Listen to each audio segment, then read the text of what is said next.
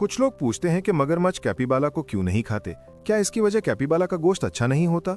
दरअसल ऐसा नहीं है कि मगरमच्छ इसे नहीं खाते, बल्कि ये कि कैपिबाला कमरे को पड़ सकती है।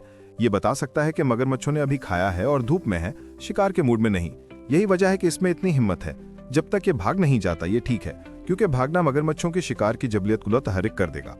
तो कभी कभी आप कैपिबाला को मगरमच्छों के सरों पर सवार होते भी देख सकते हैं। लेकिन ये इतना पुरसुकून क्यों है? यहाँ तक कि जब इस छोटे मेमने ने मुझे मारा तब भी मैंने पीछे नहीं हटा और नहीं खड़ा हुआ। इसकी वजह यह है कि इसका मेटाबॉलिज्म बहुत सुस्त है और तवानाई को बचाने के लिए यह हर मुमकिन हद तक साकित रहने की कोशिश करता है। इसका सबसे बड़ा मशगला पानी में भिगोना और दिन में ख्वाब देखना है। जब तक इससे कोई हकीकी नुकसान नहीं होता ये आमतौर पर ठीक है। अगर आप इसके पेट को छूते हैं तो ये आराम से लेट जाता है, और जब ये लेट जाता है तो आसानी से सो जाता है और खराटे लेने लगता है। यहाँ तक कि ये औरत की टांग को तकिए के तौर पर इस्तेमाल कर सकता है। गालिबन लरज रही है।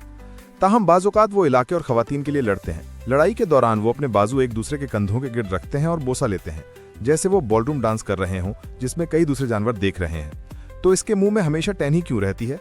दरअसल कैपिबाराज हुक्काबानुमा जानवर हैं। इनके इंसेस्टर्स इनकी जिंदगी भर जंगली तौर पर बढ़ते हैं। इन्हें अपने दांतों को नीचे पहनने और उन्हें मुनासिब लंबाई में बरकरार रखने के लिए मुसलसल चीजों पर कड़ाना चाहिए। अगर वो उन्हें नहीं पहनते हैं तो इनके दांत इतनी देर तक बढ़ेंगे कि वो अपने मुंह को छेद देते हैं। आखिरकार इन्हें अपने मुंह को बंद करने से रोकते हैं और इनकी भूख से मौत हो जाती है।